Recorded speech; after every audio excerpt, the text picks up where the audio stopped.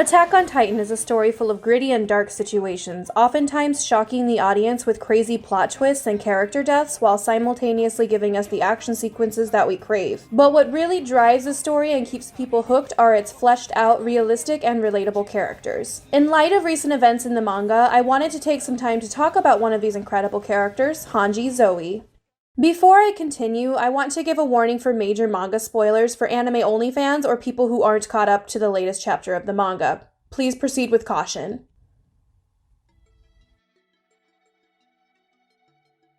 In the Troston female Titan arcs, Hange is introduced to the audience in a very straightforward way. There are no doubts about what kind of personality Hange has, and we can easily figure out what they are interested in, what they excel in, and what they care about. Hange is a scientifically driven member of the Survey Corps, an aberrant among their peers but a vital member of the faction. They prioritize the acquisition of knowledge, and the pursuit of that knowledge is a genuinely exciting activity for them. We learn that when they joined the Survey Corps, they hated Titans. It was in their anger that they realized something was off about them, something worth investigating further. Their hatred morphed into an unyielding passion, where Hange came to find Titans as fascinating creatures. This was crucial for the Survey Corps as there were many advancements in the technology they used to combat the Titans due to the knowledge they gained from Hange's experiments. But not all experiments go well, and we see Hange express sadness at the fate of the Titans that were under their care. When we see these somber feelings from Hange, it's the first time in the story that the narrative gives the Titans any pity. This is something both crucial to the truth we discover about Titans and important for Hange as a character. We learn that they have a very deep level of empathy, and that this empathy extends even to their greatest enemy. Still, even for someone with a big heart like Hange, patience can run thin in certain situations, and in the Clash of the Titans arc, we begin to see that they have a darker side. Their confrontation with Pastor Nick is an example of how passionate Hange is about the plight of both the Survey Corps and humanity as a whole. This passion burns so strongly that upon learning the truth has been hidden for the last century, they're angry enough to nearly drop the pastor down the wall. While they show restraint in the end and allow the pastor to live, it's clear that when push comes to shove, Hange can be downright scary. This is further solidified in the Uprising arc, when Hange is so affected by Pastor Nick's death by torture that they are willing to dole out the same kind of punishment to his murderer, Sanez. But Hange admits to feeling bad for Sanez and even struggles with themselves in light of their actions. While these aspects of their character are rooted in passion, anger and cruelty aren't characteristics that Hange chooses to embrace. We see this when Hange's empathy overrules their cruelty as they have Reiner at his most vulnerable. While Jean may have been the one to stop them from impulsively killing Reiner, they admit that Reiner getting away was their fault for choosing not to go through with it. But not all situations allow for Hange to choose their empathy over practicality, and we see in the Uprising arc that they won't hesitate to kill an enemy when it's the only option. However, if the freedom to show mercy is present, Hange will indisputably choose that route. This, of course, culminates fully in the final arc of the manga, but we'll get into that later.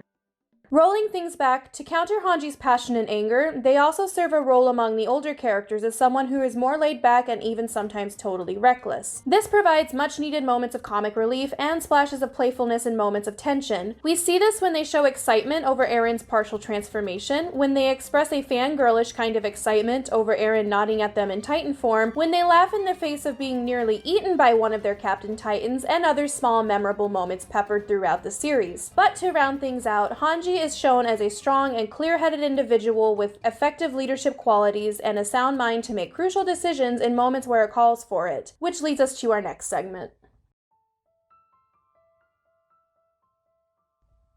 Hange was set up to take the mantle from Erwin from the very beginning. This isn't because Hange is smart or because they made substantial gains for the Survey Corps or even because they know how to give orders when the situation calls for it. It is because of their connections with others and the trust they build among everyone in the team. They're one of the few people who understands Levi and is often seen working together closely with him and his squad. They are one of the few people who Erwin confides in, bounces ideas with, and uses to relay confidential information to others. They form a good relationship with Eren as the two of them cooperate to learn more about the power of a Titan shifter together. They brainstorm with Armin and develop a close working relationship with him, and in one of their most memorable moments, they provide comfort and a patient understanding to Mikasa in a moment of despair. While Hange's personality traits certainly justify Erwin passing the torch onto them from a character perspective, the narrative does so because Hange is the most suitable person for the job in the sense of where the story progresses to. Hange often acts as a glue that brings people together into times of distress, and this is a trait that is demanded by the narrative as the story moves beyond finding the truth. Unfortunately, they burden themselves with the belief that they could never be as good at commanding as Erwin, and it caused a lot of self-doubt, holding Hanji back from their true potential. After the time skip, we often see Hanji feeling uncertain about what they should do and feeling chained down by the prospect of becoming the type of person they condemned Sanas for being. But we see Hanji shine best when Yelena, Onyankopan, and the volunteers show up on the island. They have a spark in their eye as they learn about all of the technology on the other side of the sea, and this information is swiftly put into use to push Paradis forward toward new technological advancements. But what's even more important is Hanji's willingness to work with and learn from others, even those who may have once identified as the enemy. And this is truly why Hanji becoming the commander was the right choice. They may have been unable to prevent Eren from choosing to take the darkest path, but what they brought to the table was a sense of cooperation and collaboration. What's even more important is Hanji's absolute refusal to allow millions of innocent people to die just so Paradis can be free.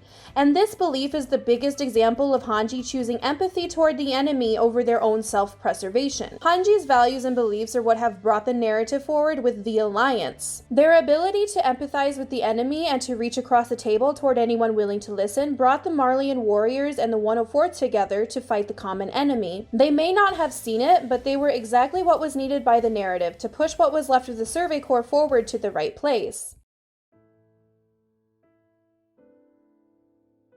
With Hanji's role in the story now fulfilled, it was time for them to depart. Attack on Titan never shies away from death, but Isayama manages to handle our main and supporting cast with a lot more care than the two-liner side characters of the past. Hanji's death is one that I feel was handled with extra care, as they were finally able to let go of the chains of commanding and go out, being true to themselves and finding peace within their own heart. They hand the mantle over to Armin, joking about Levi now being his subordinate, but while they try to maintain their lighthearted disposition, their words to Levi are rooted in emotion. They tell Levi that it's their turn, that Levi needs to let them go. Levi tells them to dedicate their heart, an homage to Erwin and the burden that the two of them have shared together for the past 4 years. When they take off and fly into the sky, they come back full circle to the person we first see in the early story, the person who lives in awe over the Titans and puts the needs of humanity above all else. But what really makes Hanji's death so poignant is how it ties back to the words they said to Mikasa 4 years prior, about the people who they miss who they wish they could bring back, and the need to move forward regardless of having to say countless goodbyes. Hanji has been haunted by the ghosts of the Survey Corps, hoping they wouldn't let them down and missing them to death. They moved forward, but they never forgot them. And as Hanji metaphorically reunites with their fallen comrades, Levi asks for them to continue watching over the remainder of the Survey Corps. Isayama took great care in tying Hanji's arc together this way. The audience is offered the most closure of probably any character in the series so far, and it's done so in a way that portrays Hanji leaving the world in a state of peace and tranquility. And we know that Hanji will keep watching as those who are left push forward to save humanity, and to give the death of not only Hanji, but everyone else,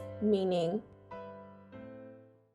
I hope you enjoyed my analysis of Hanji's character, and if you did, please give a like, and if you want to see more videos like this in the future, give that subscribe button a push. Please consider supporting Isayama and Kodansha by buying the manga. Have a good day, and we'll see you next time!